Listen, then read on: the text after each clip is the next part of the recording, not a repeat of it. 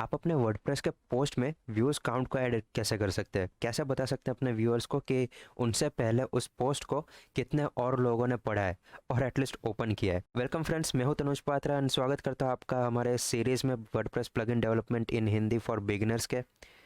हमने इस सीरीज़ के लास्ट वीडियो में ये देखा था कि डब्ल्यूपी क्वेरी के प्रॉपर्टीज़ को हम कैसे यूज़ कर सकते हैं, कैसे उसका यूज़ करके हम अपने पोस्ट को फेच कर सकते हैं। हमने डब्ल्यूपी क्वेरी का यूज़ किया था अपने पोस्ट को टैग और कैटेगरी वाइज फेच करने के लिए।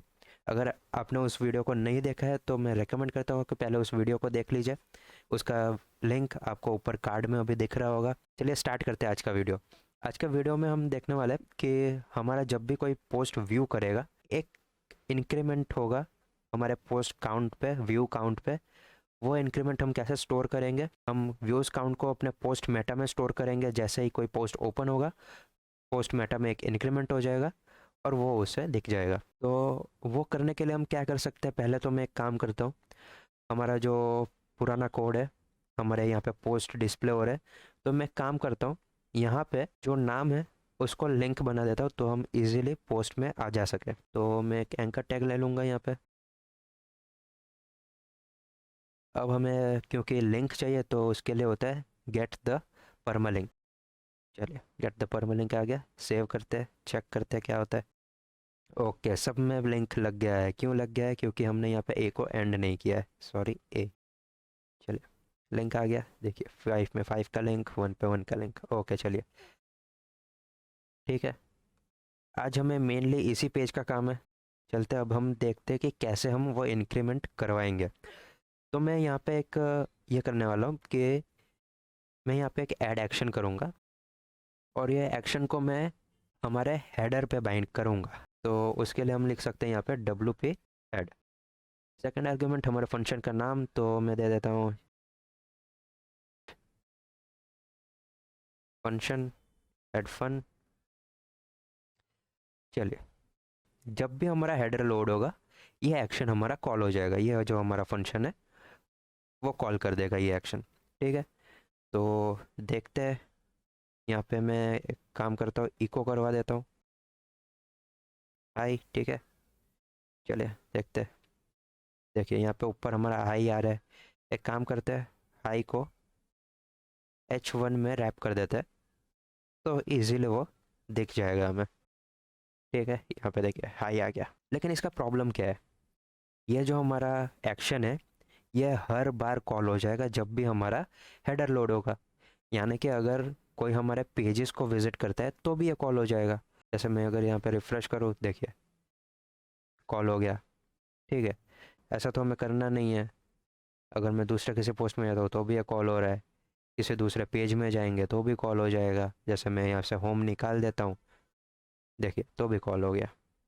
ठीक है, वापस हम अपने होम पेज पे चलते हैं। अब इसको हैंडल कैसे करवाए? इसके लिए कंडीशन लगा दूंगा मैं, इफ़ इज सिंगल। तो ये जो फंक्शन है रिटर्न करेगा कि ये हमारा सिंगल पोस्ट पेज है या फिर नहीं। चेक कर लेते हैं। हम अपने होम पेज पे है, यहाँ से हाई निकल जाना चाहिए अगर सब कुछ ठीक काम कर रहा हो तो। देखिए निकल गया हाई। एक पोस्ट को ओपन करते हैं और यहाँ पे हाई दिख गया। ये हो गया। दो फंक्शन है, ऐसा है, ध्यान रखना है। इस सिंगुलर करके फंक्शन है और एक है इस सिंगल। हमने इस सिंगल का यूज़ किया है क्योंकि अगर सिंगुलर यूज़ करेंगे तो वो जो पेजेस है उनमें भी वो ट्रू रिटर्न करेगा। ठीक है, अब यहाँ पे जो हमारा इंक्रीमेंट का कोड होगा वो हम करेंगे। अब देखिए, जब भी कोई पोस्ट लोड होता है, जब भी कोई पेज लोड होता है वर्डप्रेस में, तो वर्डप्रेस में उसका आईडी भी हमें मिल जाता है। वो कैसे मिलेगा?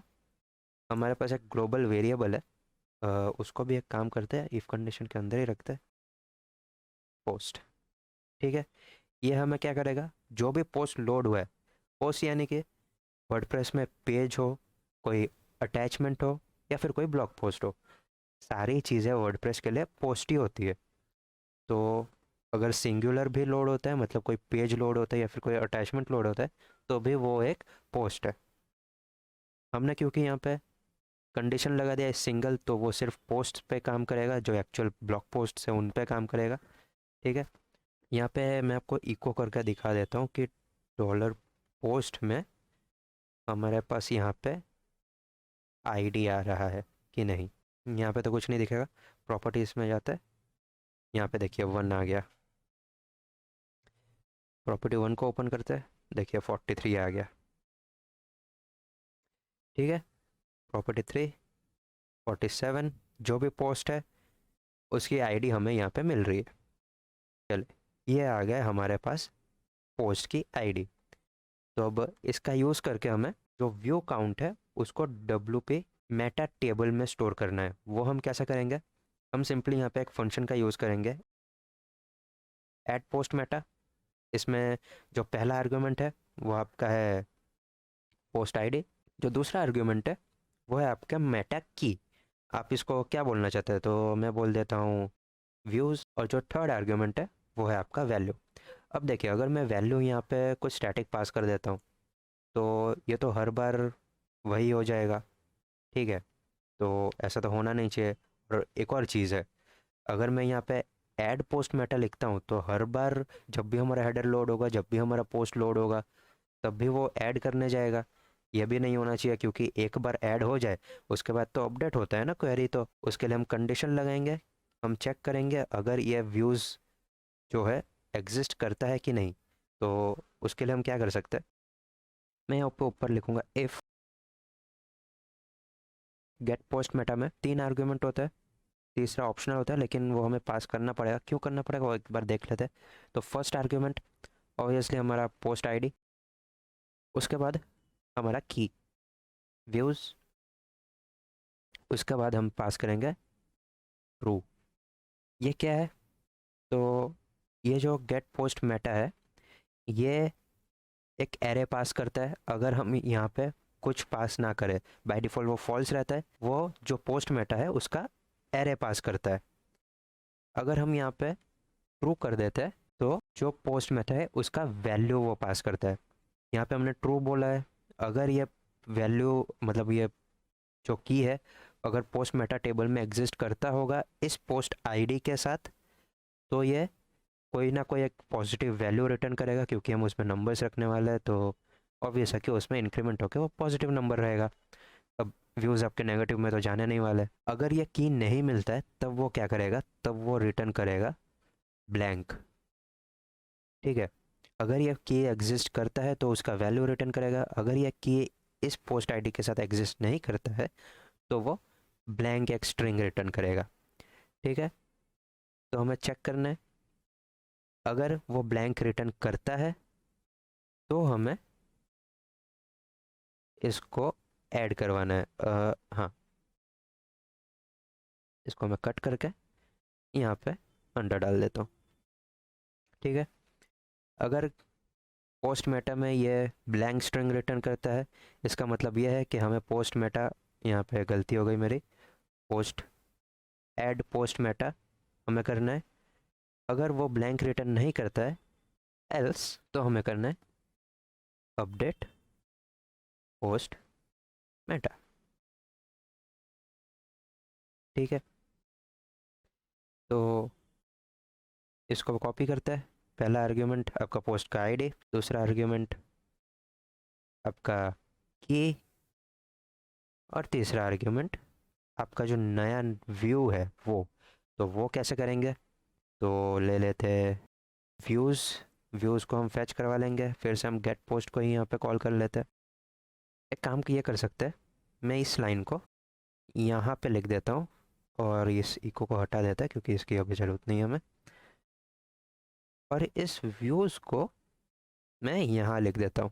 देखिए, ये ऑप्टिमाइजेशन के लिए है, क्योंकि मैं WP पोस्ट मेटा को, गेट पोस्ट मेटा को सॉरी 2 बार कॉल कर रहा था, एक इफ़ कंडीशन के अंदर और उसके बाद फिर से एल्स में कॉल कर रहा था। तो उससे अच्छा है कि अगर हम उसको एक ही बार कॉल कर लेते हैं, उसका वैल्यू स्टोर करवा लेते हैं और हम उस वेरिएबल को अलग अलग टाइम में यूज़ कर सकते हैं। सिंपल। हमारे पास व्यूज़ में व्यू काउंट है वो हमें मिल जाएगा। अगर वो ब्लैंक होगा तो हम एक ऐड कर देंगे 1 व्यू, और अगर उसमें कोई ना कोई वैल्यू होगी तो हमें सिंपल उसे इंक्रीमेंट करवा देना है। और इंक्रीमेंट करवा के, ये क्या हो रहा है, ये अलाइनमेंट का कुछ प्रॉब्लम हो रहा है। अभी ठीक है, ठीक है। ओके, तो हमने इंक्रीमेंट करवाया और उसे अपडेट करवा दिया। ये आ गया हमारा व्यू काउंट। ठीक है, व्यू हमने काउंट करवा लिया। क्या किया हमने हमने ग्लोबल पोस्ट में पोस्ट को लिया, जो भी पोस्ट लोड हुआ है उसको हमने ग्लोबल पोस्ट वेरिएबल में उसका आईडी लिया, और उसके थ्रू हमने गेट पोस्ट मेटा फंक्शन को कॉल करके हमारा जो की है व्यूज़ को, उसका डेटा हमने फैच करने का ट्राई किया।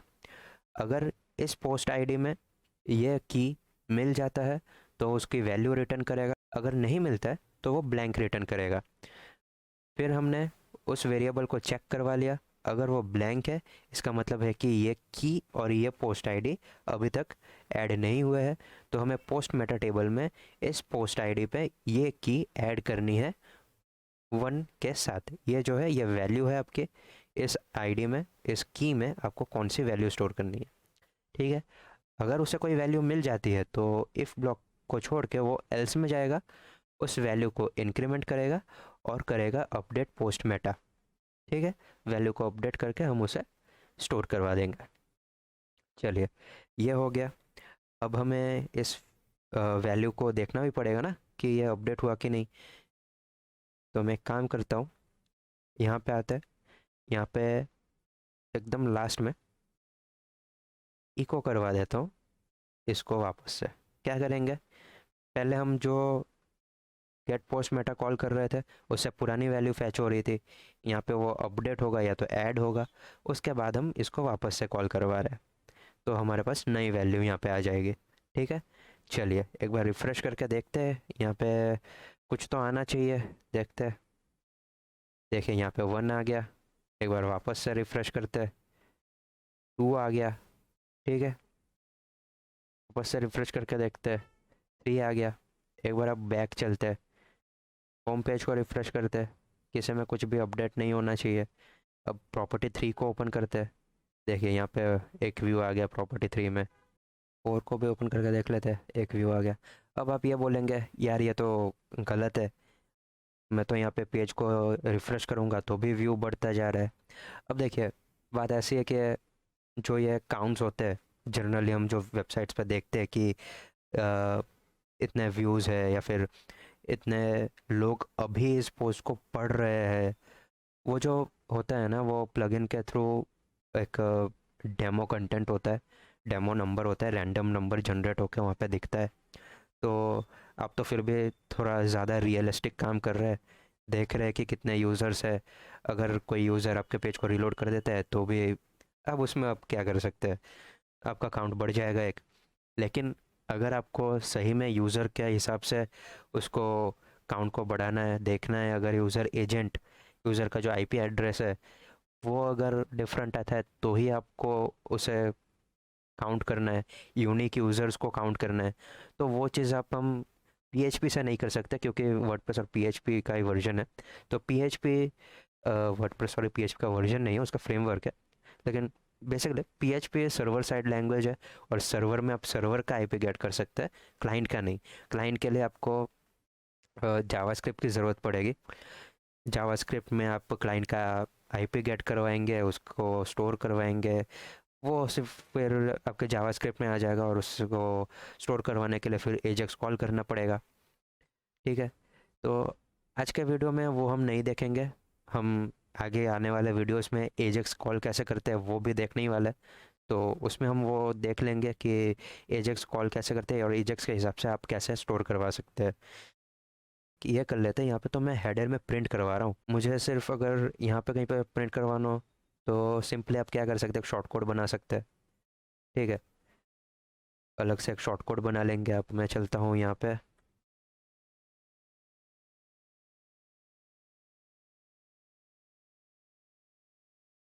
यहाँ पे भी सबसे पहला काम हम वही करेंगे, और फिर हम जस्ट ये कर देंगे कि यहाँ पे रिटर्न करेंगे हमारे इस लाइन को। ठीक है, सिंपल सा एक शॉर्ट कोड आ गया। शॉर्ट कोड है, वो रिटर्न कर देगा हमारे कितने काउंट है। तो आप इसको अच्छे से भी प्रेजेंट कर सकते हैं यहाँ पे, और इस शॉर्ट कोड को हम अपने एक पोस्ट में रख के देख लेते हैं। यहाँ पे मैं इसी को एडिट कर लेता हूँ, को यहाँ पे पेस्ट कर देते हैं, पेस्ट नहीं कर देते, इसको यहाँ पे as a short code paste कर देते हैं। डेट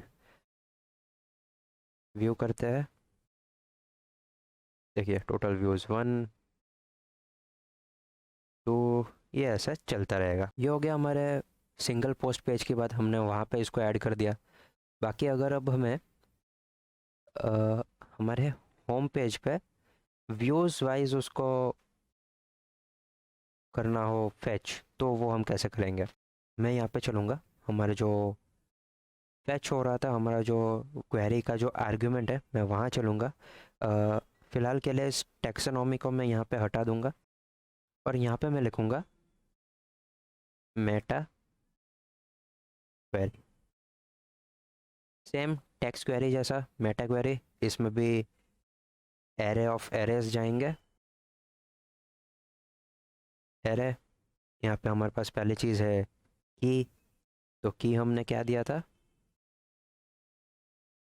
व्यूज़, ठीक है। दूसरा है वैल्यू, अकॉर्डिंग टू किसके वैल्यू हिसाब से फैच करें, जिसमें 2 व्यू से ज़्यादा हो। तो देख लेते हैं एक बार, यहाँ पे मैं दे दूँगा कंपेयर। कंपेयर में हम यहाँ पे ऑपरेटर पास करेंगे, तो ग्रेटर देन और इक्वल टू। अब देखिए इसमें अगर आपको कभी भी डब्ल्यू पी क्वेरी के इन आर्ग्यूमेंट्स में दिक्कत होती है ना, आपको सिंपली बस गूगल पे जाना है, डब्ल्यू पी क्वेरी टाइप करनी है, और जो पहला आपका लिंक है वर्ड developer.wordpress.org, उसको ओपन कर लीजिए। जो बेसिक प्रॉब्लम से, अगर आप फ्रेशर है, स्टार्ट कर रहे हैं, तो आपको यहाँ पे वो चीज़ें मिल जाएंगी। तो यहाँ पे देख लेते हैं, कस्टम फील्ड्स है, पोस्ट मेटा, तो यहाँ पे चलते हैं। देखिए आप ऐसा भी कर सकते हैं, जो आपकी मेन क्वेरी है उसमें हम पोस्ट मेटा की डाल सकते हैं, मेटा वैल्यू डाल सकते हैं, कंपेयर हम वहाँ पे भी करवा सकते हैं। हमने यूज़ किया है मेटा क्वेरी का, तो हमने की डाला है, वैल्यू डाला है, और हमने वहाँ पे कंपेयर किया है, ठीक है। तो चले एक बार टेस्ट करते हैं इसको, रिलोड करके देखते हैं क्या आता है। देखिए यहाँ पे से कोई एक पोस्ट चला गया है। एक बार मैं यहाँ पे इसको ये कर देता हूँ कि 3 और मोर, चले यहाँ पे 2 चले गए हमारे। इसमें ज़्यादा थे, आई होप ज़्यादा ही थे। ठीक है। अब फिर से यहाँ पे भी वो चीज़ कर सकते हैं, अगर आपको यहाँ पे व्यूज़ काउंट देखना हो, तो समझे कि मैं टाइटल के बाजू में व्यूज़ काउंट को प्रिंट कराना चाहता हूँ, तो मैं काम ये करूँगा,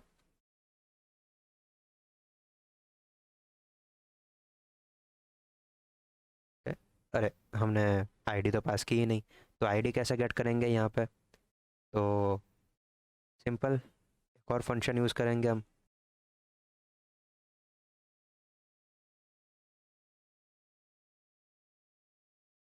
यहाँ पे उसने एरे रिटर्न कर दिया, तो यहाँ पे हम ट्रू कर देंगे। चलिए आ गया, इसमें 3 दिखा रहा है।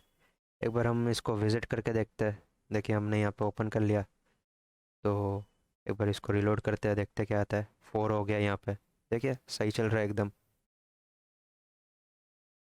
तो आप ऐसा करके बना सकते हैं अपने मोस्ट पॉपुलर लिस्ट, मोस्ट हमारे जो मोस्ट पॉपुलर ब्लॉग पोस्ट है वो उनका लिस्ट आप बना सकते हैं।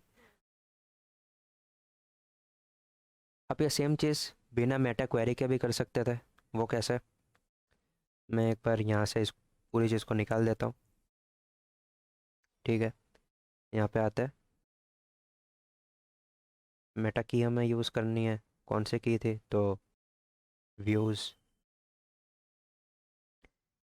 फिर मेटा वैल्यू हमें यूज़ करनी है,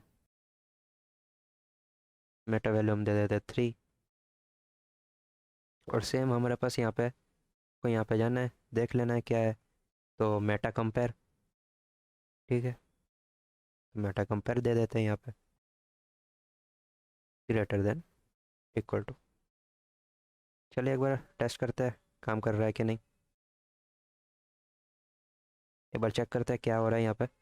मेटा की चाहिए हमें, Meta value, Meta compare, Meta की, मेटा वैल्यू, VALU की वैल्यू।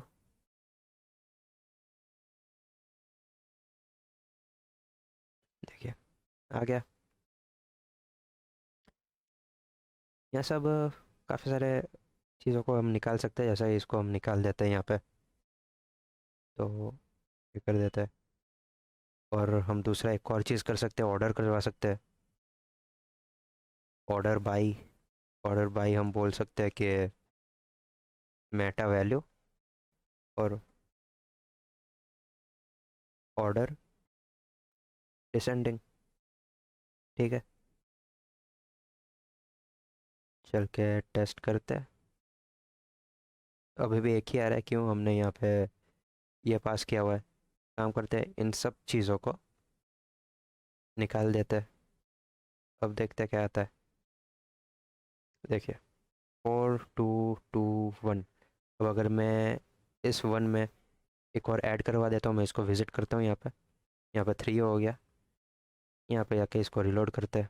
देखिए 4321, राइट। चलिए फ्रेंड्स, आई होप आपको इस वीडियो में थोड़ा कुछ सीखने को मिला होगा नया। अगर आपको ये वीडियो अच्छा लगा हो तो इसे लाइक कीजिए, मेरे चैनल को सब्सक्राइब कीजिए अगर आपको ऐसे वीडियोस पसंद है, आपको वर्डप्रेस प्लगइन में और भी कुछ सीखना है, इन जनरल वर्डप्रेस में अगर आपको कुछ भी सीखना है। Take care, good bye. और हाँ, अगर आपको कोई भी क्वेश्चन हो ना, तो आप प्लीज़ कमेंट में तो पूछिए ही मुझे, ठीक है? मैं हर वीडियो में बोलूँ या ना बोलूँ, आप कमेंट में तो पूछ ही सकते हैं, ठीक है? ओके, चलिए, फाइनली गुड बाय, थैंक्स।